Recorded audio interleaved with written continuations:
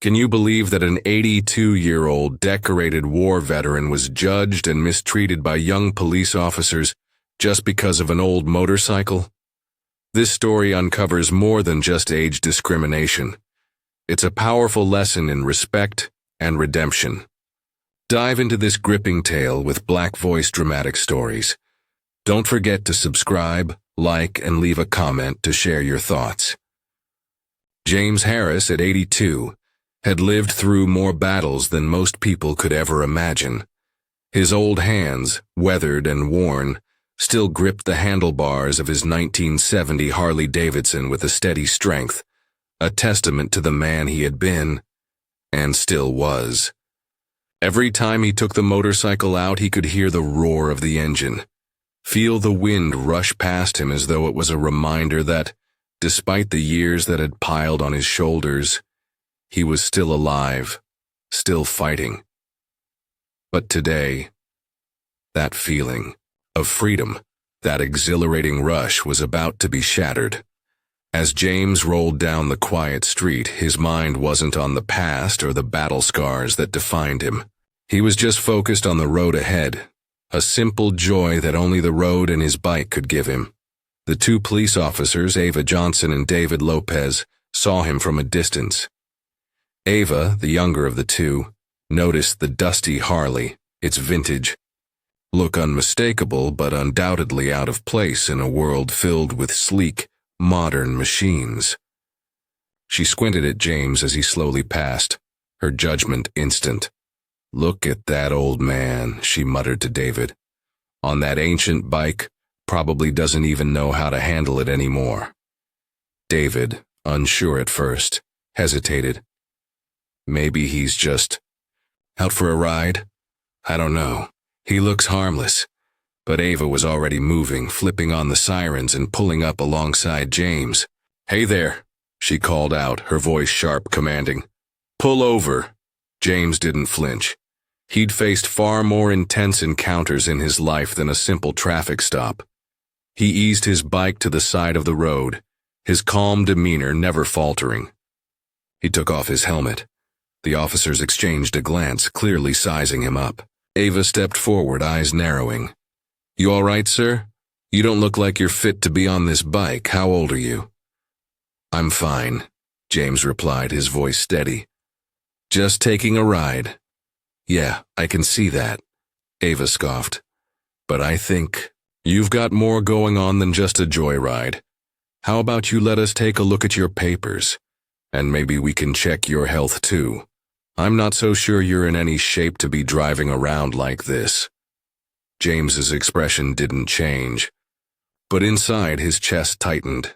He had faced a lot in his life, from the horrors of war to the hardships of old age. But this was different. This wasn't the respect he was used to earning through years of sacrifice. This was something far more bitter, an assumption based on his age, his appearance, his history. "Officer," he said, his voice soft but firm, "I'm fine. I've been riding this bike for longer than you've been alive." Ava's lip curled in a dismissive sneer. "I highly doubt that. You're not exactly what I'd call fit to be riding something like this." She tapped the radio on her shoulder. "We'll need to take you down for a medical evaluation, for your own safety." James's eyes narrowed. "You're not taking me anywhere," he said, his calm voice becoming more insistent. "I've done more for this country than you could possibly understand." But Ava wasn't having it. "I'm afraid you don't get a say in this, sir," she snapped. "We're doing this for your own good. I'm invoking the Elder Protection Act." "Step off the bike." James's heart rate quickened, the sting of injustice sharp as it pierced through his calm exterior. The notion that this young officer, barely out of her teens, was now threatening to remove him from his motorcycle, his lifeline, his pride, cut deeper than any wound he'd ever received on the battlefield. He had fought wars for his country, and now, in his later years, this was how he was repaid. The situation was escalating. The bright red and blue lights reflected in his visor, flashing as they lit up his face. He felt the weight of judgment, pressing in, suffocating. He stood still, looking into the eyes of the officer who had judged him without knowing a single thing about who he was or what he had done. "Officer," he said again, his voice lower this time but filled with quiet authority. "You don't know who I am, do you? You have no idea what I've sacrificed, what I've survived. I'm not some old man who can be pushed around because you don't like the way I look." Ava's response was cold, dismissive. "I'm doing my job, sir. Now step aside. We're taking you in." But just as things seemed about to spiral into something worse, a familiar figure appeared. Marcus, the local gas station owner and fellow veteran, was standing across the street watching the exchange unfold. His eyes widened as he recognized the man on the bike. He knew James Harris. Everyone in the military community did. And seeing him treated like this after all he had done was something Marcus couldn't stand. He pulled out his phone, dialing the number to Fort Carson, a local military base. The call was answered almost immediately. "Fort Carson, how can we help?" "I need to speak to someone," Marcus said urgently, his voice filled with disbelief. "There's an old man here being harassed by the cops. I think you might want to know who he is." A moment of silence passed before the officer on the other end responded. "Who is he?" "James Harris," Marcus said. "The James Harris." "I've never seen anyone disrespect him like this." The officer's voice changed, growing serious. "Stay right where you are. We're sending a unit immediately." And within minutes Marcus saw it. 12 Humvees roaring down the street, their engines loud and commanding. They stopped just behind the police car, and Captain George Frell, a tall, proud figure, stepped out, his boots thudding on the ground as he approached. Frell was a man who had once been under Harris's command, a man who knew the veteran's worth better than anyone. The soldiers behind him stood at attention as Frell saluted James, his expression filled with respect. "Ava," Captain Frell said, his voice sharp with authority. "This man is Colonel James Harris. You have no idea who you're dealing with." Ava froze, her mouth open, her face pale. She had no idea. She had no idea that the man she had so casually mocked, the man she had tried to humiliate, was a decorated war hero. She had no idea that this was a man who had sacrificed everything for the country she swore to protect. Frell continued, his voice echoing through the tense air. "Colonel Harris served 3 tours in Vietnam, led intelligence operations in the Gulf and Afghanistan, and was awarded 2 Bronze Stars, 2 Purple Hearts with 4 oak leaf clusters, and the Distinguished Service Cross. He's a living legend." The crowd that had gathered, uncertain and judgmental just moments ago, shifted in their stance, their expressions transforming from judgment to awe. Even the officers standing there, including David, who had remained quiet, now seemed to understand the magnitude of their mistake. James, ever composed, didn't let the situation overwhelm him. He didn't need to prove anything to these people, but he still had a lesson to impart. He turned to Ava, his voice steady but laden with years of wisdom. "Never judge a man by his appearance," he said softly. "You never know the battles he's fought or the scars he carries inside." With those words, James Harris mounted his motorcycle once again. The soldiers parted to create a corridor for him, and as the roar of his bike echoed through the street, James rode off, his legacy intact, his dignity preserved. The police officers, especially Ava, stood there in silence, their mistake now glaringly obvious. And as the crowd dispersed, whispers of James Harris's true identity began to spread, leaving everyone with one powerful lesson. Respect isn't given because of a uniform or age. It's earned by the way you treat others. Ava Johnson had always prided herself on being a good cop, She believed in justice, fairness, and most of all, the law. But as she stood beside her patrol car, watching the old man, James Harris, sit there on his motorcycle, she couldn't shake the nagging feeling that something was off. At first it seemed like a simple stop, just another routine traffic stop. James was riding a 1970 Harley-Davidson, old, dusty, a relic from another era, and she had instantly pegged him for a man past his prime, someone who likely had no business being on the road. But when she walked up to him, something in her gut twisted. There was something about him, something unsettling. His calmness unnerved her.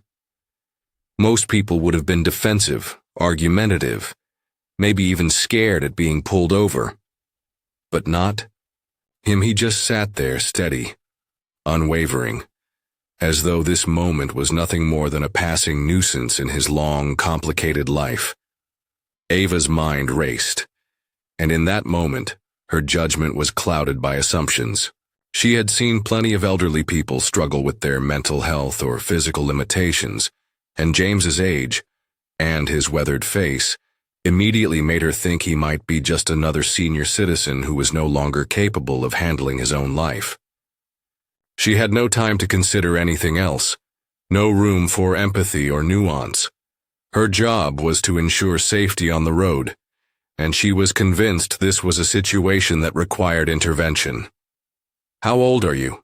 she asked, her voice sharp, almost accusatory. She could feel her blood pressure rising, her mind categorizing him into the pile of people who needed help, who were too fragile to be trusted. "I don't think you should be riding that bike at your age." It wasn't that she wanted to be cruel. It was just that the situation made her feel uneasy. He was an anomaly in her world of clear-cut rules and black-and-white situations. She had never met someone like him, someone whose life story seemed to hang heavy in the air, unspoken. She saw an old man, alone, on an old bike, and her mind filled in the blanks, making assumptions she had no business making. James didn't seem to take offense. Instead, he simply answered her question in a way that made Ava feel small. "I'm fine," he said, his voice steady. "I've been riding this bike for longer than you've been alive."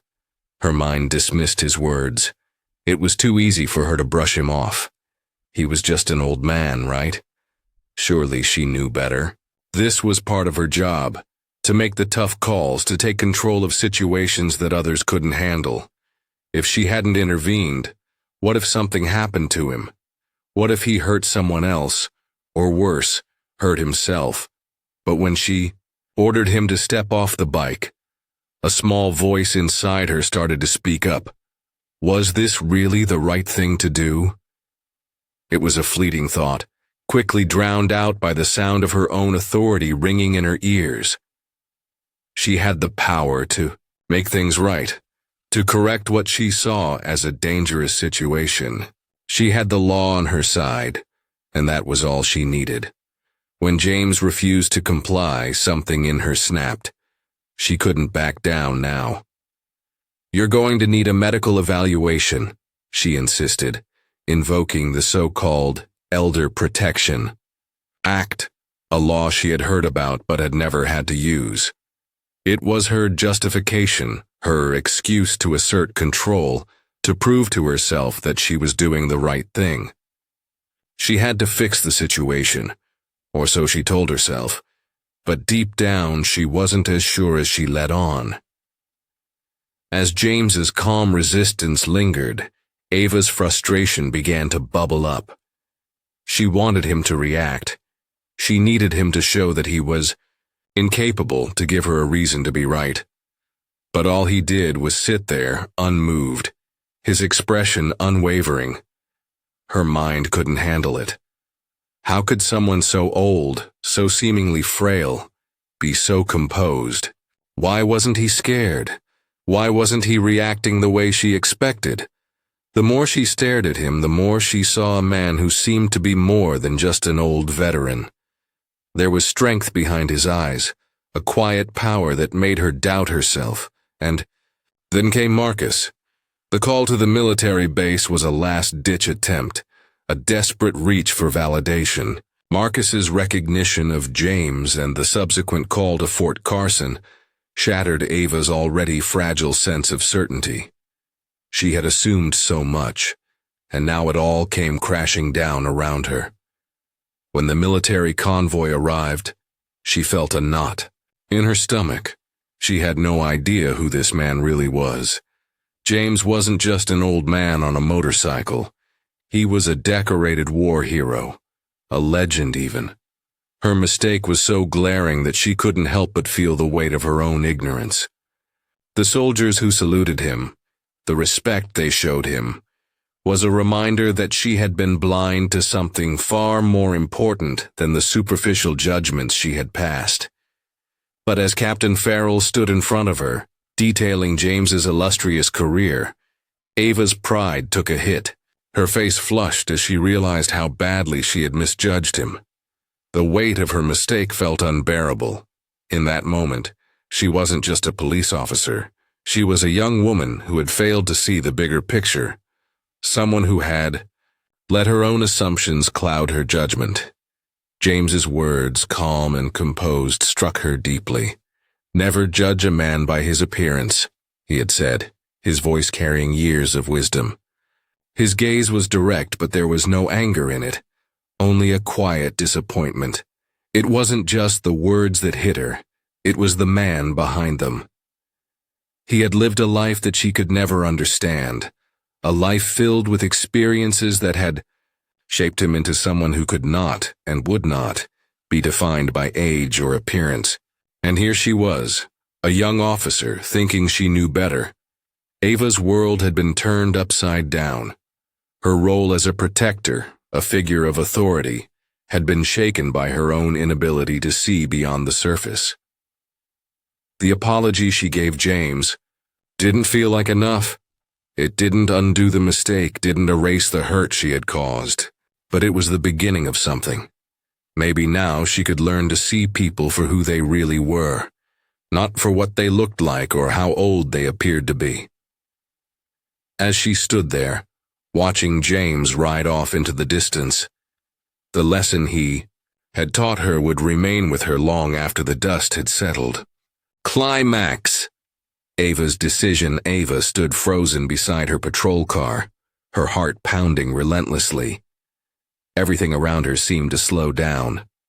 Officer Johnson, a young police officer, had done everything she thought was right. But now, as she watched, the soldiers of the military convoy line up and salute James, as she realized the man she had just mocked was a legend, a decorated war hero. The feeling of regret and guilt washed over her.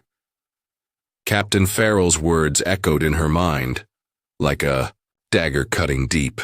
"This is James Harris, Colonel James Harris, a man who fought in 3 wars. Not everyone can call themselves a hero like he can." The people around her, those who had initially looked at her with disapproval, now began to shift their gaze, offering her looks of pity and disdain. Ava could feel it all. The way the crowd looked at her, the way her colleagues exchanged uncomfortable glances, and most painfully, the way she looked at herself. Every glance felt like a cry, reminding her of her mistake, of how she had judged a person based on superficial impressions, the age, the motorcycle, the worn face. She felt small, insignificant, crushed under the weight of her error. But in that moment, Ava realized something. She was a police officer. She was supposed to uphold justice. But justice wasn't always in black and white, in the easy answers she had relied on. She had judged too quickly, and now she had to face the consequences. Her job wasn't just about enforcing the law. It was about understanding the human beings behind it. The question tore at her from within. What was the cost of her mistake? If she did nothing, if she just walked away from this moment, she would live the rest of her career haunted by this mistake. But if she chose to fix it, It would cost her more than just an apology. It would challenge everything she had built her identity around. Her pride, her beliefs, everything she thought was right about herself as a young, confident officer was crumbling. She had to make a choice. She could let her ego control the situation, or she could do what she knew deep down was the right thing. Ava. Her voice broke the silence, shaky with emotion. I'm sorry. I didn't know who you were. I was wrong. I shouldn't have judged you like that. James simply stood there, silent, his gaze never wavering. There was no anger in his eyes, only understanding, only quiet disappointment. The look in his eyes shook her to her core. I don't need your apology, James said softly. But I hope you learn something from this. Never judge a person before you understand them, especially not the elderly. We have battles you can't even imagine. His words were sharp and clear, cutting through the fog of Ava's thoughts. They weren't just words.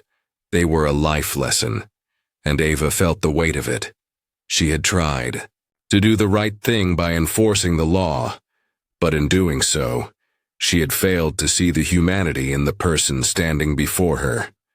Her choice was made. Ava had to change. She couldn't just walk away from this, she had to make it right. As James revved his bike and began to ride away, Ava stood there, watching him, feeling the storm of emotions settle. The apology wasn't enough to fix everything, but it was the first step. A new journey had begun, not just for James, but for her as well. Challenge. Ava's inner struggle. Ava stood there, frozen, watching James disappear into the distance, his old motorcycle a symbol of resilience and strength. She couldn't shake the feeling that something had changed inside her. The world seemed different, almost unreal. She had always believed that her job was about upholding justice, making decisions based on the law and what she perceived as right. But this wasn't about the law. This was about humanity, about recognizing the dignity in every person, something she had overlooked. The guilt gnawed at her. She had made a decision, and that decision had been wrong. She had been blinded by her own assumptions, by her perception of age and weakness, and now she was left with the heavy burden of knowing she had humiliated a man who deserved her respect. Are you okay? David Lopez's voice interrupted her thoughts. He had been silent the entire time, watching the situation unfold. Now he was standing behind her, his voice tinged with concern. Ava turned to him, her eyes heavy with the weight of her own failure. David, I've ruined everything. I didn't know. I didn't even give him a chance. David paused for a moment, considering his words carefully. You were just doing your job. But sometimes it's easy to forget that the law doesn't always apply to every situation in the way we expect. You need to fix this, Ava. Not just with him, but with everyone else you've judged in the past. The words hit Ava harder than she expected. She wasn't just guilty about James. The more she thought about it, the more she realized how often she had made snap judgments about people. Elderly, homeless, anyone she perceived as weak or out of place. She had dismissed them, just like she had dismissed James. David stepped closer, his voice softer now. But it's not just about saying sorry, Ava. You have to show people that you've learned from this, and you have to face the consequences. It's not enough to just apologize and move on.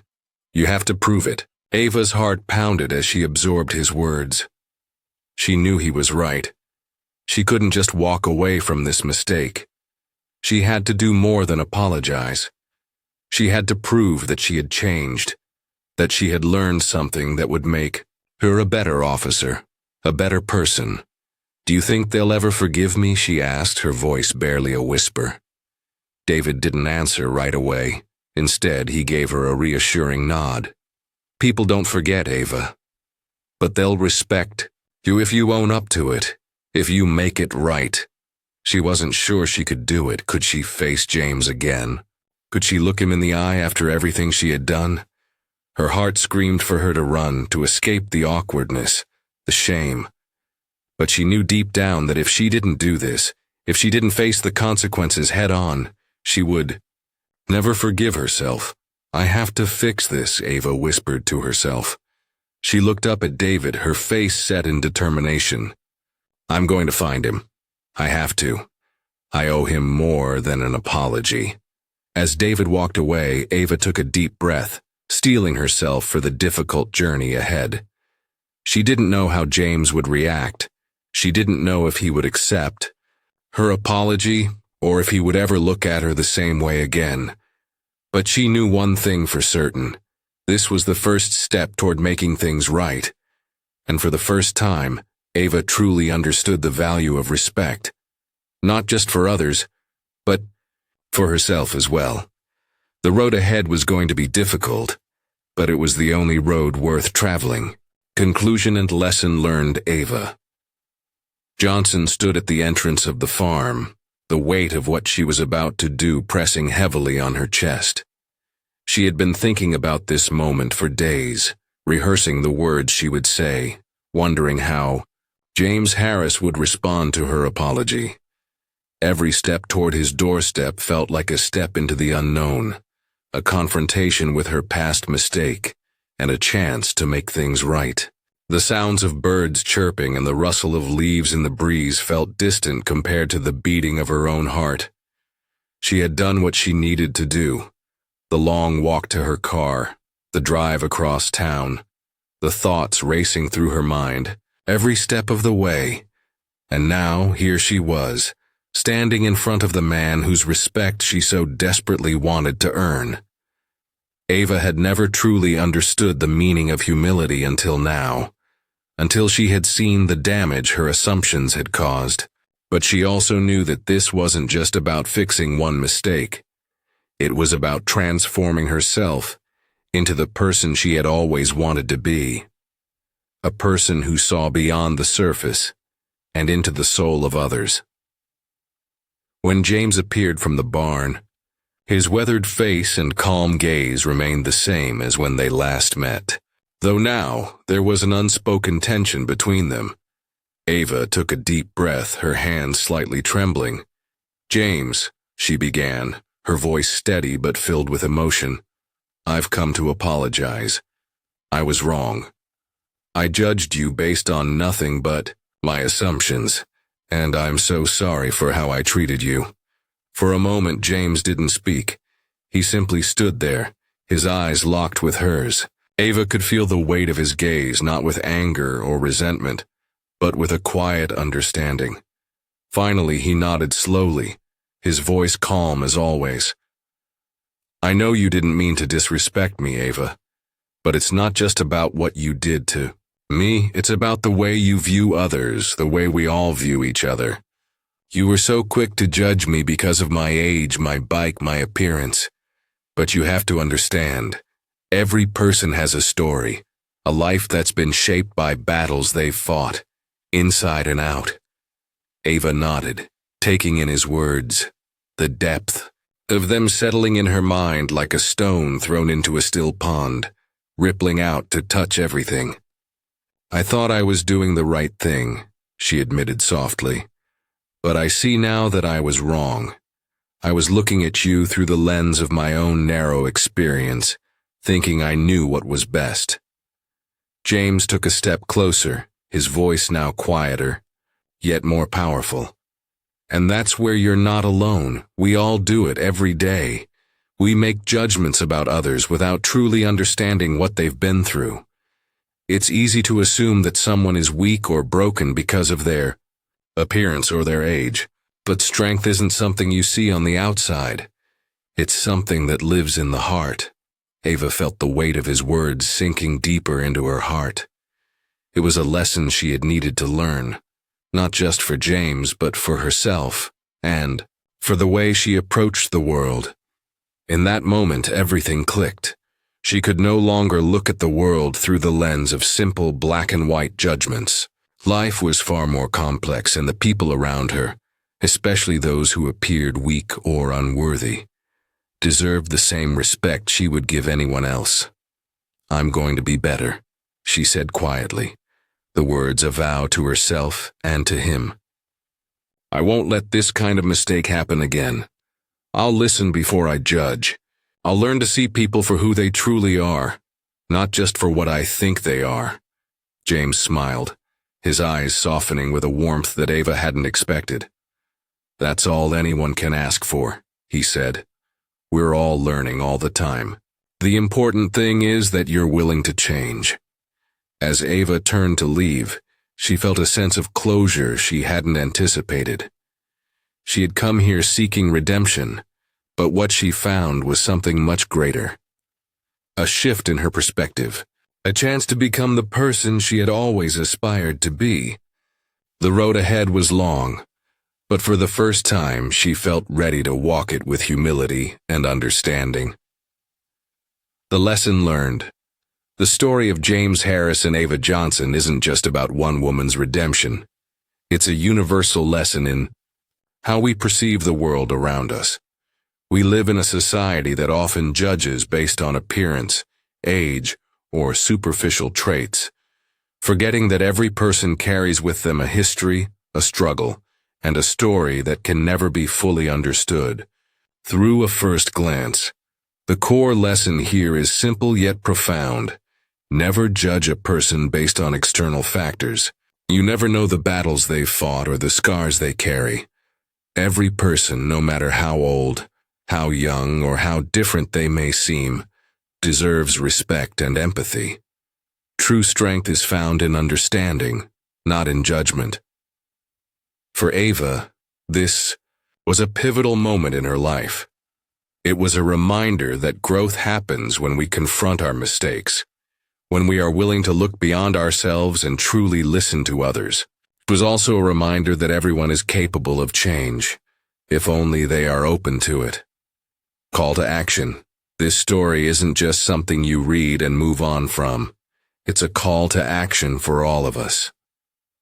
How many times have you made a snap judgment about someone?